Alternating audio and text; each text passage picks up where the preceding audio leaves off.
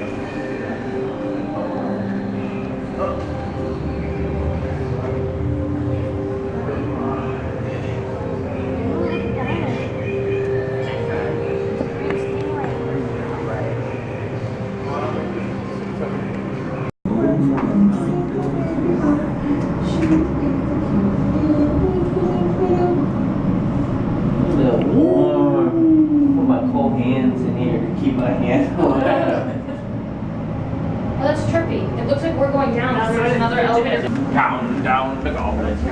Or your bird cam has a body. Cool, my bird is fine. We're creating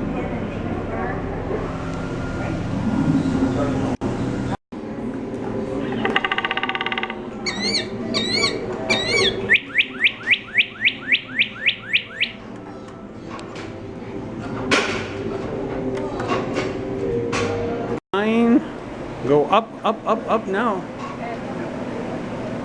Go up. Up. Go up. Now down. Go down. Woo! Woo! She's flying. Upside down. That's quite a... She didn't want to wear the glasses?